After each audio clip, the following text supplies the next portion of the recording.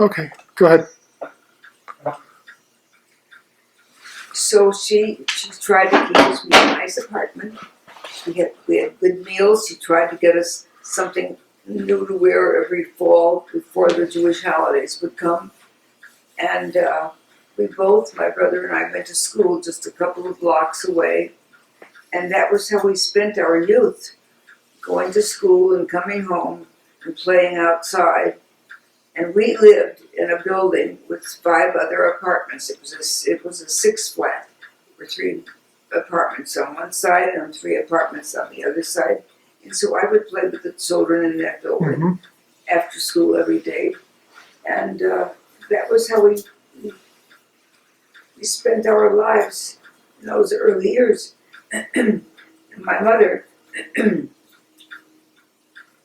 excuse me, was she was a very neat and clean and orderly person. And she tried to keep me that way. And she didn't let me do things that a lot of the other children did because she didn't consider them right or good. So I had to stay fairly close to home.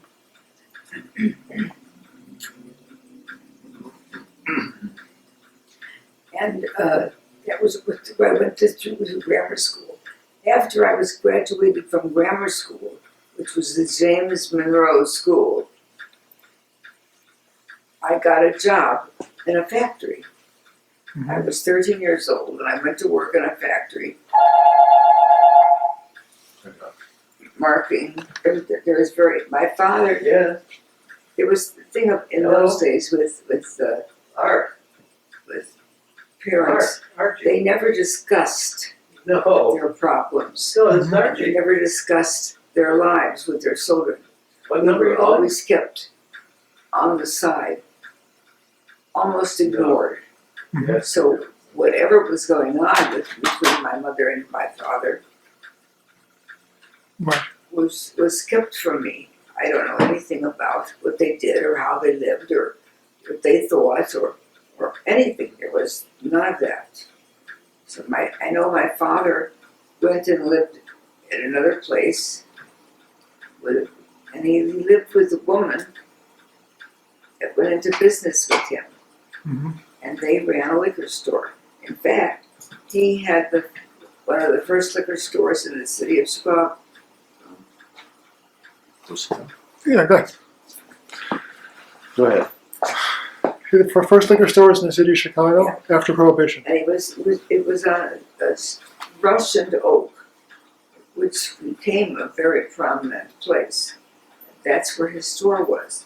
And once in a great while, I would go down there to see what the store was like that he ran. But I really didn't participate in my father's life at all, nor did my brother. We just had nothing to do with him. He had nothing to do with us. That's really what it was. Right. And Okay, well, let's talk about your mother first and her life story. my mother And then, okay, had her so, problems because she couldn't hear. right. So she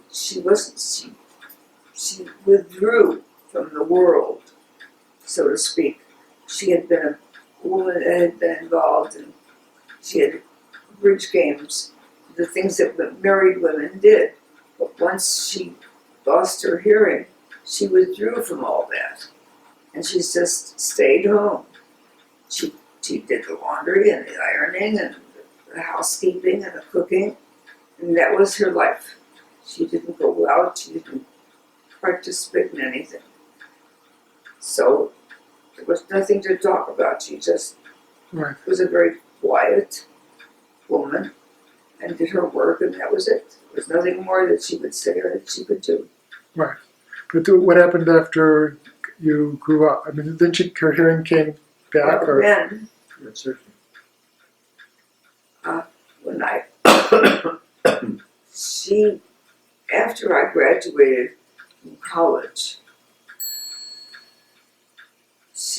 I got married to her father, and we wanted to have our own apartment. Let me go back. When I was in college, my Uncle Abe met my future husband. So they got to be sort of buddy-buddy, and they began to share a bedroom together. Mm-hmm. Arthur slept in the same bedroom with, Because Jerry was gone. Yeah. Most of the time I slept on a couch. That's all right. anyway, You still sleep on the couch. That's a different story. so they got to know each other, and then when we decided to get married, we went to my mother and to my uncle, and we said, we want to get married. We don't want a big wedding. We don't want to do anything special. We just want to be married, and that's it. But they wouldn't hear of that. And my uncle paid for my wedding, as much as it was. So I had a little wedding downtown at the Blackstone Hotel on a Sunday morning. Mm-hmm. And it was rather nice considering that it was a small wedding. It was really very nice. So that's where I was. The only contact that my mother had with the world outside is that she belonged to an organization called Hadassah. And she always took a job within that organization. So she always had something she had to do for that organization. And that was her one outside activity. Mm-hmm. And she would, then she would do the cards for the mailings, and she'd keep records, that sort of thing, because she liked office work. And it was the record keeping that she did for the organization. So that was her one outlet. So between this taking care of their children and cooking and all of that, and this one organization, that's where she spent her life. Okay, so what happened after you got married? She married us. Well, we were together with my mother and Abe for 3 years. Mm-hmm. And then your father said he wanted us to get our own apartment. So we moved to an apartment. And my mother was now alone, basically, with Abe. And he couldn't support her. That was not his idea. He was partly supporting her, but he couldn't. My mother had to find a way to support herself, and also to do for somebody and care for somebody. And she met a man, and he liked her. And even though she had not dated in all the years that my brother and I were growing up, when my brother went away to college, and I went away to an apartment, she met a man by the name of George Rosenholtz, and they were married, and they moved to a nice apartment further north, on the north side of Chicago. He My died. brother, Okay, go ahead.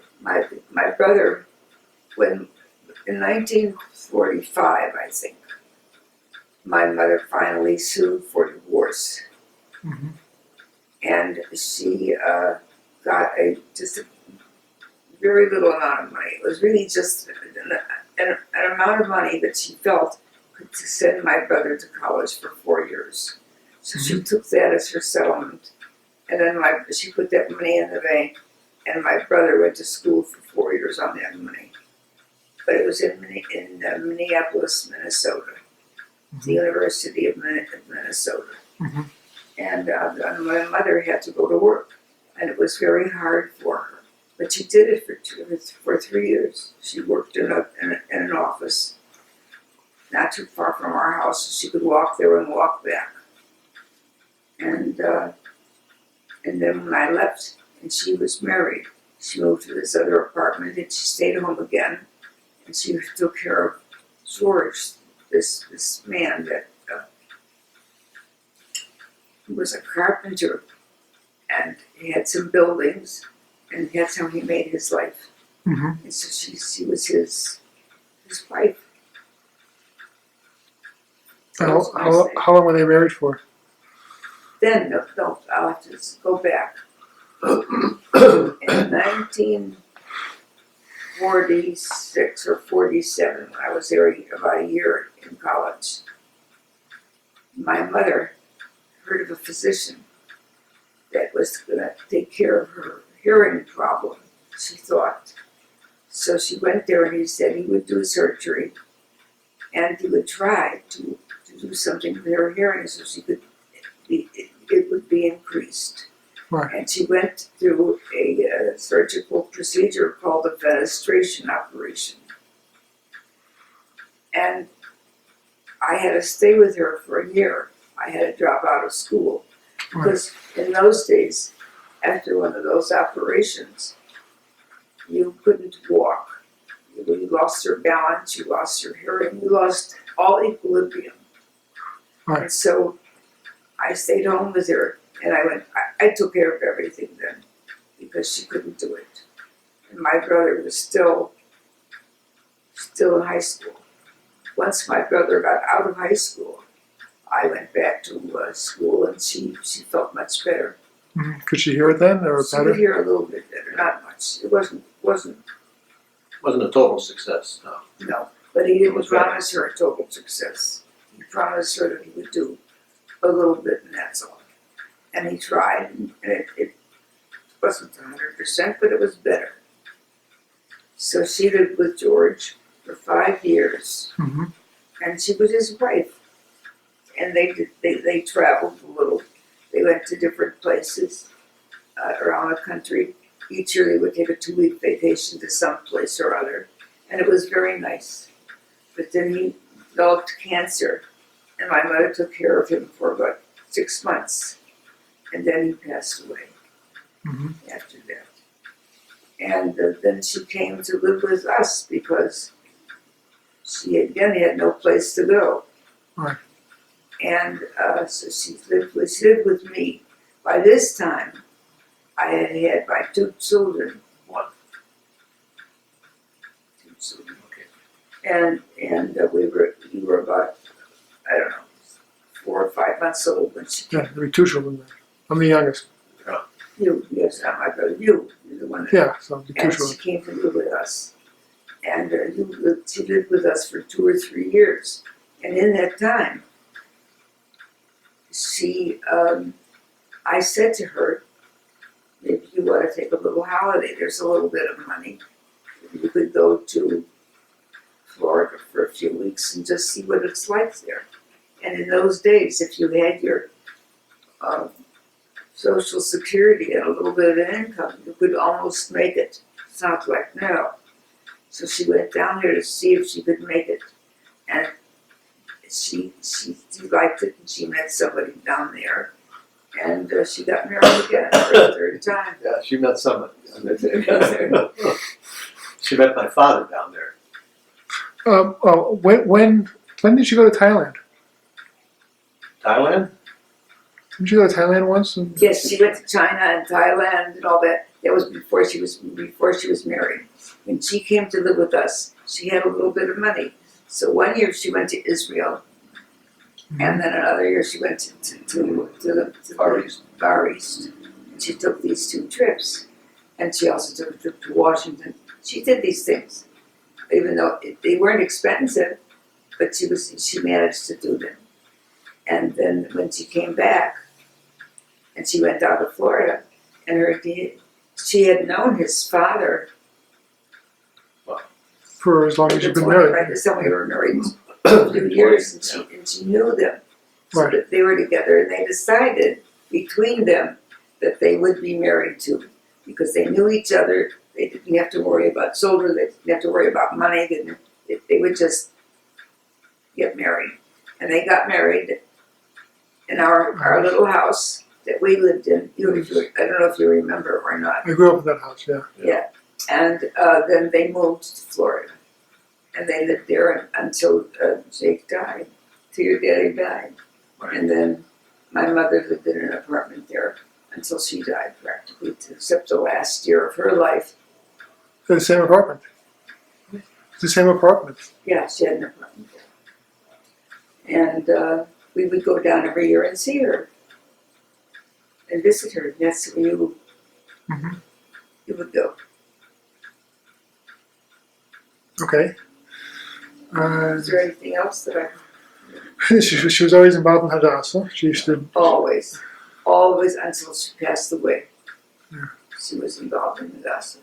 She was always at it, and my father-in-law, Jake, was always involved in the veterans of Jewish ones. Jewish war yeah, veterans. Jewish war veterans. So between those two organizations, and just coming and going to the butcher and all the things that they did, that was their lives. And they always had a fairly full life for themselves. It wasn't very intellectual, it wasn't very great, but it was the best they could do. They did while we were working. Okay, now you can tell me Time. What? your father's story. It's a little longer. So your father's story, which is a little My longer. father, No. well, my father would come and go out of my life, Yeah. for an hour or two or a day or two. I think you went through all that, didn't you? No, but what do you know of his before you were And that's how 18? I would learn Right? some of the things that he did. Just like he had this store. And he also had a section of the back of the store that he would rent out to the mafia for them to have their card games, their dice games, that kind of thing. And then he, after, Well, to go back to when he first came over here. How old was he when he first came to America? when he first came to America, he was maybe 6 or 7. Okay. And he was brought up here, and he never went to school. Right. Didn't his grandmother died then? I can't hear you. His grandmother died. Well, that's it. He Oh, never yeah. went to school. But she took care of him. But then she died.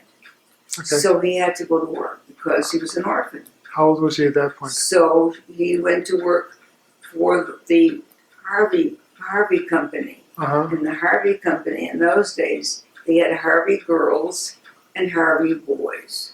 And my father was a Harvey boy. And he would get on the trains and he would sell little things that people could want while they were traveling. Toothpaste, cigarettes, combs, that sort of thing. And that's how he made his way through those early years. And then after that, he joined the Army. He was about 17 years old, and he joined the Army. And he became a boxer in the Army because he had a very good build, and he had this wiry, and he was an active man. So he was asked by the men who were there in this Army camp to become a sparring partner for a sparring partner to have other men practice with him. And he practiced with some very famous boxers of this day to become their sparring partners. And that's how he made his way through the Army. And then when he was discharged, he went to work as a furniture salesman. And that was when he met my mother. And they were married in 1924. Mm-hmm. So he met her around 1922. And he was maybe 22 years old at that time, because he was born about 1900, and my mother was born about 1900. Mm-hmm. So that's what they did. Right. My father had a, So then he had his own store. He sold furniture for a while. I can't remember. He was a furniture salesman when you. He was a furniture salesman. Okay, and then. And he believed that women should work, that they shouldn't have children, and that they should work. He was a feminist, yeah. And my mother, of course, had children, so he didn't accept that. And that was why they got a divorce. Right. But he always had a hotel and a bar and a restaurant. Didn't he have a store first? In those days, didn't he have a carpet in the store? early 30s, he had the store. From the store, he went to a hotel. Okay, so when he had the store and he had the dice game in the back. Yeah. Okay. And Did you know how he got into the hotel business from that? He got into trouble with the police because they would chase him. They wouldn't like him doing those things, so they would come and raid him and close up the place. Right. And also, at that time, he his bar, he had by this time not just a store but a bar next to it. And the bar was, he had gay customers. And in those days, to be gay as a man, it was not at all accepted. It was very secretive. Right. And so he was always taken to jail because he was running an establishment that provided a place for gays to go and congregate. So finally, they chased him out of the city. Right. And from there, went to Columbus, Ohio. He opened up a restaurant and a hotel there. Mm-hmm. And he was there for several years. And after that, he had another place. Then the war broke out. That's the Second World War. And he found an opportunity to have a bar and a hotel in a southern city. And so he went there and he did that during the war. Tullahoma. Tullahoma, Tennessee. Right. And after the war, and it was a success because it was a place where there was the army was there. And so they had a hotel for people that would come and visit the soldiers. And he was married to his second wife by then? He He was married to his second wife by then? No, they were not. He never married her. Not until I think after the war was over. Sometime in the early 50s, he got married.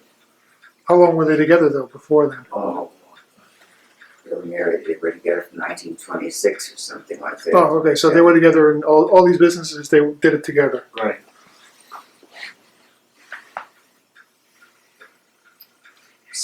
And I don't know what else. So didn't he have like partners he used to do these hotels with, or? A partner? No, he was friendly with some men who bought hotels, and he would always take over the running of the bar and the restaurant. That was his expertise. Mm-hmm. So he would run the bars. I don't think he ran the restaurants from the residential point Yes, as much. Did he do that too? ran the restaurants. He ran the restaurants and bars, Mm-hmm. and the showrooms if they had something like that. But he was affiliated with some major builders in Chicago. At the time. Yeah.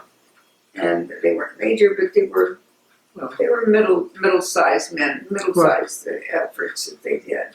And then when the war was over, by that time he'd gone to Florida because he'd had an opportunity to manage a hotel there. And while he was there, he met some people who were interested in hotels, and he managed that. And he was there for several years, and then he came to Chicago again. And he was a friend and a partner to a man called Care about the Cuban? no, Maury Alaska? not Maury DeWaskin. That was before. It was Jonas Myers? Jonas Myers was the name of the gentleman. That he was an attorney here in Chicago, Mm-hmm. and my father He's in a lot of business. did labor business together, and then they bought a bank, and Jonas bought a bank, and he asked my father to sell bonds and stocks and papers from the bank. And my father did that for a few years, and that was how he made his living. Right. When was he in Cuba? And then, sorry, So the bank was in the early 50s. The 60s. no, he went to Cuba first. Yeah. Okay. Revolution. Okay. After he was in So Florida, so the war is over. He's in Tennessee. and he had gone to Florida. So he's in Florida. So it was the And that 50s, was early when he was given 50s an in Florida. opportunity to manage a hotel in Cuba. And those are the days before Castro. Right. In Batista the was in 50s. power. Right. And so he ran this hotel. And while he was there running the hotel, Was he he met a man that he became friends with, and then they became friends afterward. But in the meantime, when when Castro came and Batista left, they made all of the men, all of the business people that were in Cuba leave. And one of the little story is that my father was one of the last men to leave. And he didn't want to really go, but he had to go. So by this time, the Castro people were looking for him to put him in jail. And he didn't want to go to jail. So they dressed him up as a Mexican peon. And they put him on one of the last planes from Havana to Mexico City. And they told him to go sit in the bathroom because the soldiers that they were taking to look for him and think about bathrooms, because in Cuba, the men who were soldiers didn't have bathrooms. It was something Right. that was for an upper echelon of an educated man. These people were not educated. So he went into the bathroom in the plane, and that's where he spent all his hours until he came out of the plane in Mexico City. And then he went back to Chicago. So then he How about didn't his brother have a photography store that they used to That's an run? uncle. I didn't hear you. The uncle. Wasn't your father involved with your No. uncle in the photo store? No. So they knew each other, but they didn't. Oh. No. My uncle, one that lived with us, owned a photographic studio with his brother. My father brought his two brothers over from Europe, from Romania, and he set them up in business in a photographic studio. And that's where they were, on Jackson Boulevard in Chicago, downtown. And they were fairly successful. And they ran it until the Second World War. When the Second World War came, everything changed, and they had to leave. They had it for a little while afterwards, because I remember Yeah. the studio. Yeah. You know, And they opened up the second one on Michigan Boulevard, Mm-hmm. but it was never much. It was just a place. But at any rate, my uncle really spent whatever free time he had, which wasn't very much. He was the one that would raise me, sort of, tell me what was good and what was bad and what was right and what was wrong. Mhm. Give me an allowance every week. He would let me go down to the studio and work for him while there was a studio. And I would answer the phones and write out the slips and receipts, that sort of thing. And he was living with us when we got married. That's how he felt rather close to me. And he's the one that paid for me. And okay, so what happens after your father comes back up here in Cuba? My he works for father the came bank. from Cuba, and he came to the University of Chicago. And after that he was in Chicago. And he was working for that bank Mm-hmm. that Jonas had an interest in. Right. And then he made a friend there. What was his name? Alberto Habif. From in Cuba, he He was was a Turkish Jew. Yeah. Who came here and also from Cuba. yeah. so, well, he said to my father, I will provide you with jewelry. Because at that time, gold chains were becoming a very big thing. He said, this was in the 60s, I will provide you with jewelry, and you go around to the various jewelry stores and sell them to the jewelers in Chicago. Right. And that's what my father did for about 3 or 4 years. Yeah. And then, In the jewelry business.